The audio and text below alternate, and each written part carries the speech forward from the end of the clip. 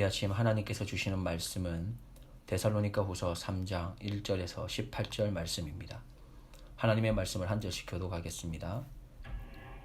정말로 형제들아, 너희는 우리를 위하여 기도하기를 주의 말씀이 너희 가운데서와 같이 다름질하여 영광스럽게 되고 또한 우리를 무리하고 악한 사람들에게서 건지옵소서 하라. 믿음은 모든 사람의 것이 아님이라. 주는 믿부사 너희를 굳게 하시고 악한 자에게서 지키시리라. 너희에게 대하여는 우리의 명한 것을 너희가 행하고 또 행할 줄을 우리가 주 안에서 확신하노니 주께서 너희 마음을 인도하여 하나님의 사랑과 그리스도의 인내에 들어가게 하시기를 원하노라. 형제들아, 우리 주 예수 그리스도의 이름으로 너희를 명하노니 규모 없이 행하고 우리에게 받은 유전대로 행하지 아니하는 모든 형제에게서 떠나라. 어떻게 우리를 본받아야 할 것을 너희가 스스로 아나니 우리가 너희 가운데서 규모 없이 행하지 아니하며 누구에게서든지 양식을 값없이 먹지 않고 오직 수고하고 애써 주야로 일함은 너희 아무에게도 누를 끼치지 아니하려 함이니 우리에게 권리가 없는 것이 아니요 오직 스스로 너희에게 본을 주어 우리를 본받게 하려 함이니라. 우리가 너희와 함께 있을 때에도 너희에게 명하기를 누구든지 일하기 싫어하거든 먹지도 말게 하라 하였더니 우리가 들은즉 너희 가운데 규모 없이 행하여 도무지 일하지 아니하고 일만 만드는 자들이 있다 하니 이런 자들에게 우리가 명하고 주 예수 그리스도 안에서 권하기를 종용히 일하여 자기 양식을 먹으라 하노라. 형제들아, 너희는 선을 행하다가 낙심치 말라. 누가 이 편지에 한 우리 말을 순종치 아니하거든 그 사람을 지목하여 사귀지 말고 저로 하여금 부끄럽게 하라. 그러나 원수와 같이 생각지 말고 형제같이 권하라. 평강의 주께서 친히 때마다 일마다 너희에게 평강 주시기를 원하노라. 주는 너희 모든 사람과 함께 하실지어다. 나 바울은 친필로 문안하노니 이는 편지마다 표적이기로 이렇게 쓰노라. 우리 주 예수 그리스도의 은혜가 너희 무리에게 있을지어다. 아멘. 바울은 데살로니가 전서에서도 자신과 일행을 위한 기도를 요청한 바가 있습니다. 그때는 간략하게 언급했지만 오늘 본문 1절, 2절에서 구체적으로 두 가지의 기도 제목을 서술합니다. 먼저는 사역과 관련해 자신과 일행이 전하는 주의 말씀이 다름질을 하듯 퍼져나가 영광스럽게 되도록 기도를 부탁합니다. 즉 자신들의 사역을 위한 기도를 부탁합니다. 바울은 복음을 전하는 자신의 사역을 자주 다름질에 비유하고는 했습니다. 사실 그들의 그 다름질의 결과가 바로 데살로니가 교회 성도들이며 지금 구원의 은혜 안에 살아가는 우리들이지 않습니까? 바울은 그렇게 데살로니가 성도들을 향해 자신들의 동역자로서 함께 동참하여 기도해 줄 것을 부탁합니다. 두 번째로 하나님께서 자신들을 악한 자들에게서 건져주시도록 기도를 부탁합니다.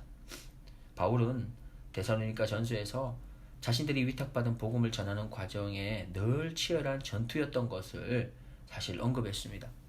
그리고 두 번째 편지를 쓰는 지금도 그런 위협 가운데 있다고 언급합니다.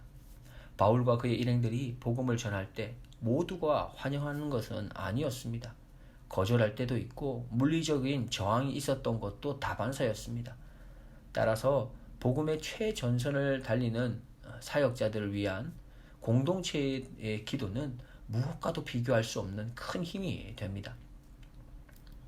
바울은 힘겨운 고난을 잘 이겨내고 있지만 여전히 연약한 믿음의 걸음을 걷고 있는 데살로니가 교회 교인들을 바라볼 때 단지 자신의 도움, 그 가르침만이 필요한 어린아이로 보지 아니했습니다. 그는 도리어 연약한 그들을 향해서 당신은 나의 동역자입니다. 당신의 기도가 나에게 절실히 필요합니다. 당신의 신앙의 아름다운 걸음이 또한 나에게도 얼마나 큰 힘과 위로가 되는지 모릅니다. 라고 하며 바울과 그의 일행들을 위해서 꼭 기도해 달라고 부탁과 당부를 합니다. 그리하여서 그들에게 동역자 의식을 갖게 하고 꼭 필요한 사람인 것을 알도록 하는 것입니다. 우리 교회에 꼭 필요한 사람임을 알 수 있도록 하는 것이지요. 우리 구역에, 우리 선교회에게 당신은 꼭 필요한 사람인 것을 알 수 있도록 하는 것입니다. 이것이 참으로 큰 지도자의 모습이며 아름다운 교회 공동체의 모습입니다. 그런데 어떻게 이런 아름다운 기도 부탁을 할 수 있었던 것일까요? 바울에게는 믿음이 있었고 확신이 있었기 때문입니다. 3절 이하 5절에서 그는 하나님께서 데살로니가 교회를 굳게 하시고 하나님께서 악한 자들로부터 그들을 지키실 것을 믿고 확신했습니다. 하나님의 말씀에 또한 그들이 순종할 수 있도록 하나님이 인도하시고 또한 그리스도의 인내로 들어갈 수 있도록 하나님께서 인도하실 거라는 것을 믿었고 확신했던 것입니다. 그렇습니다. 바울은 사실 데살로니가 교회 교인들을 믿거나 그들을 바라보면서 확신을 가진 것이 아닙니다.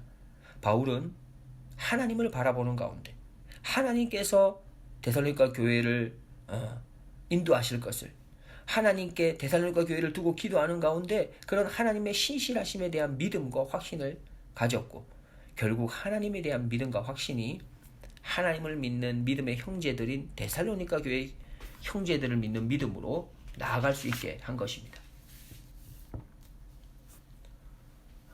우리가 가지는 구원의 확신, 내 삶을 인도하신 하나님에 대한 확신, 나의 가정, 자녀들 하나님께서 인도하시고 보호하신다는 확신, 내가 속해 있는 공동체, 구역과 성교회가 하나님께서 세우시고 하나님께서 인도하신다는 확신, 우리 교회가 하나님의 인도하심 가운데서 하나님의 일에 쓰임받고 있다고 하는 그 확신, 이러한 확신들은 어떻게 생깁니까? 바로 기도입니다. 내가 기도하는 만큼, 내가 하나님 앞에서 간절함으로 간구하고 기도하는 만큼 믿음과 확신이 더 든든해지고 확실해집니다. 믿음이 또 확신이 가지 않는 것이 있으십니까? 그것을 두고 기도하십시오. 그 사람을 두고 기도하십시오. 확실한 믿음과 확신으로 우리의 걸음을 인도하실 것입니다. 기도가 우리의 믿음의 걸음을 든든하게 하고 승리하는 걸음으로 인도할 것입니다. 성도에 대한 신뢰, 우리 교우들에 대한 신뢰는 하나님께 대한 신뢰에서 나온 것입니다. 리더자들은 하나님의 능력을 확신하고 성도의 성숙을 기대하는 자여야 하겠습니다. 계속해서 6절 이하 15절 말씀을 보면은 앞부분에 나타나 있는 기도나 축복에서 느껴졌던 그 따뜻함이 아닌 명령과 훈계의 냉철함으로 그 어조가 바뀝니다. 그만큼 소개될 주제가 공동체 내에서 심각했다는 것을 암시합니다. 바울은 데살로니가 전서에서 이미 형제 사랑과 관련해 조용히 자기 일을 할 것과 자기 손으로 일하기를 힘쓸 것을 명령했습니다. 데살로니가 전서 4장 11절입니다.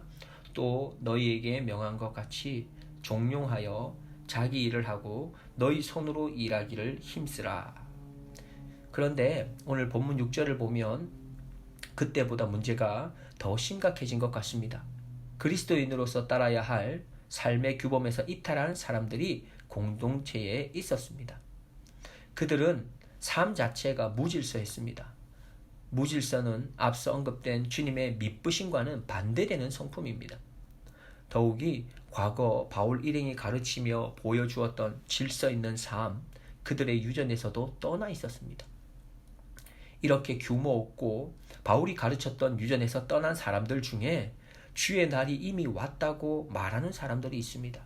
그래서 그들은 일상적인 삶을 접어버리고 일하는 것도 포기하고 규칙적인 삶도 필요 없다고 하며 나태하고 게으른 삶을 살았던 것입니다. 그래서 바울은 8절 9절에서 자신과 그의 일행들이 그곳에 있었을 때에 수고하고 애쓰며 일했던 것을 말합니다. 그리고는 그것을 배우라, 본받으라 합니다. 계속해서 10절에서는 그렇게 게으른 자들을 향해 더욱 단호하게 말씀합니다. 10절입니다. 우리가 너희와 함께 있을 때에도 너희에게 명하기를 누구든지 일하기 싫어하거든 먹지도 말게 하라 하였더니, 일하기 싫어하는 사람은 자신의 삶의 가치를 모르는 사람일 것입니다. 생명과 같은 그런 시간을 소중히 여길 줄 모르는 사람이며 시간과 생명이 하나님으로부터 온 것을 모르는 사람일 것입니다. 지금 나에게 주어진 환경에 감사하는 사람은 게으르지 않습니다. 수고하고 애쓴 일이 많아도 그 안에서 만족하며 감사할 줄 아는 것이지요. 또 한 가지 바울과 그의 일행들을 통해서 본받아야 할 것은 게으른 자들을 향해 어떤 태도를 취해야 하는가입니다. 13절에서 15절입니다. 형제들아, 너희는 선을 행하다가 낙심치 말라. 누가 이 편지에 한 우리 말을 순종치 아니하거든 그 사람을 지목하여 사귀지 말고 저로 하여금 부끄럽게 하라. 그러나 원수와 같이 생각지 말고 형제같이 권하라 했습니다. 여기서 말하는 선을 행했다라는 것은 게으르지 아니하고 열심으로 애쓰고 수고한 것을 말합니다. 그렇게 수고하게 되면 이런 마음이 들기도 합니다.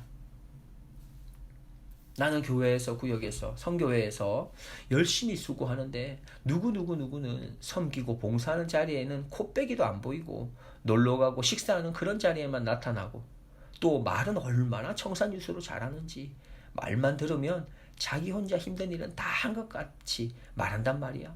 나는 너무 속상하고 분해. 이런 생각이 들 수 있는 것입니다. 그래서 바울은 선을 행하다가 낙심치 말라고 말한 것입니다. 그리고는 수고하고 애쓴 그들에게 말씀에 순종치 않는 자들과 사귀지도 말라고 하십니다. 그렇게 한동안 그들과의 관계를 멀리하여 그들 스스로가 부끄러움을 느끼도록 하라고 합니다. 이렇게 생각하는 분이 계실지 모르겠습니다. 나야 좋지, 나를 향해서 신경 쓰지 않는다면 나는 편안하게 내 신앙생활을 할 수 있어서 더 좋은데? 라고 말입니다. 사실 요즘은 많은 그리스도인들이 이 큰 교회에 가서 다른 사람들의 신경을 조금 덜 받으면서 그렇게 자신이 좋아하는 대로, 자신이 원하는 대로 신앙생활 하려고 합니다. 참 죄송스러운 말씀이지만 이러한 모습은 신앙생활이 아니라 종교 취미 활동이라고 보아야 맞을 것 같습니다. 그러면 왜 이렇게 혼자 신앙생활 하는 것을 더 좋아하는 것이고 선호하는 것일까요? 왜 교회 성도들의 그 관심을 받으면서 함께 신앙생활 하는 것에 부담을 느끼고 불편해하는 까닭은 무엇일까요? 함께 신앙생활 하는 것을 통해 선한 유익을 얻지 못했기 때문일 것입니다. 긍정적인 신앙생활의 에너지를 얻지 못했기 때문일 겁니다. 도리어 반대가 된 것이지요. 신앙생활에 덕이 되지 못하는 경우가 훨씬 많았다고 느꼈기 때문입니다. 어떻습니까? 지금 내가 소속되어 있는 공동체의 모임에서 어떤 좋은 영향력을 서로 주고받고 있으십니까? 신앙생활에 서로가 힘이 되는 모임이라면 참 건강한 공동체이며 그 공동체를 통해 반드시 서로의 신앙은 성장하고 성숙되어 갈 겁니다. 그런데 그 공동체의 모임을 할 때마다 그저 세상의 모임과 별 차이를 느끼지 못한다면 시간이 갈수록 그 모임을 통해서 신앙의 유익을 얻기는 힘든 것입니다. 결국 신앙생활은 혼자 하는 것이 더 유익하다고 생각하게 되는 것이죠. 즉 바울이 하나님의 말씀에 불순종하여 게으르게 그렇게 규모 없이 행동하는 사람은 사귀지 말아서 스스로 부끄러움을 당케 하라고 하셨는데 이러한 것이 효력이 있기 위해서는 그 교회 공동체의 모임이 너무 유익해서 늘 모이고 싶고 만나고 싶고 모임을 통해 기쁨과 감격, 행복을 누릴 수 있을 때 위와 같은 태도가 효력을 가지고 정말 스스로가 부끄러움을 느끼게 되는 것입니다. 이 정도가 되면 성도들이 선을 행하다가 낙심하는 일도 적어질 겁니다. 그리고 바울이 15절에서 권면한 것 같이 게으른 그들을 향해서라도 원수가 아니라 형제같이 권면할 수 있는 것이죠. 그게 좀 더 쉬워질 것입니다.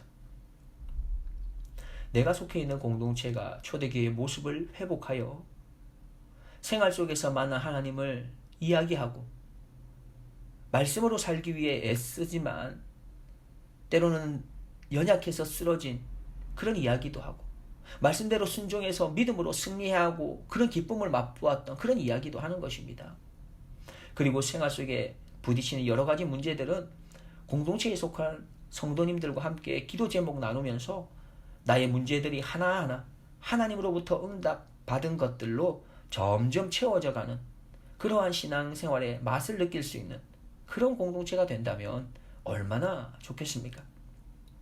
그렇게만 된다면 어떤 누구도 감히 규모 없이 게으르게 행동하여 교회 공동체 형제들과의 사귐으로부터 멀어져 부끄러움을 당하는 것을 원치 않을 것입니다. 혹 실수로 규모 없이 행하고 게으르게 행동했다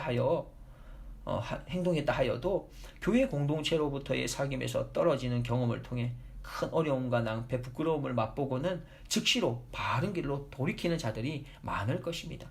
왜냐하면 교회 공동체 안에서 얻은 유익과 행복, 위로와 안식과 평안을 그들이 직접적으로 혹은 간접적으로 경험하여 알기 때문입니다. 지금 내가 속한 공동체가 다른 믿음의 형제들에게 하나님의 나라를 맛보게 하는 공동체가 될 수 있도록 도전해보지 않으시겠습니까?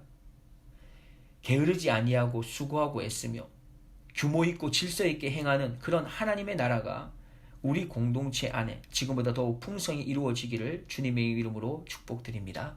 기도하겠습니다. 하나님 아버지 감사합니다. 우리 교회는 모두가 동역자로서 서로가 서로를 존중하며 기도의 중보자로 설 수 있도록 하여 주옵소서. 무엇보다 서로에 대한 존중과 서로에 대한 믿음과 확신을 가지고 건강하게 성장하기 위해 기도의 자리를 더욱 힘있게 지키는 공동체가 되게 하옵소서. 원하옵기는 이렇게 우리 교회가 내가 속한 공동체가 다른 형제들에게 이웃들에게 하나님의 나라를 보여줄 수 있고 경험할 수 있도록 그렇게 예수님의 섬김, 희생, 사랑을 나타내는 아름다운 공동체가 되게 하여 주시옵소서. 나를 변화시키시고 성장과 성숙으로 인도하여 복음의 일꾼으로 세워주실 나의 주님 예수 그리스도의 이름으로 기도드립니다. 아멘.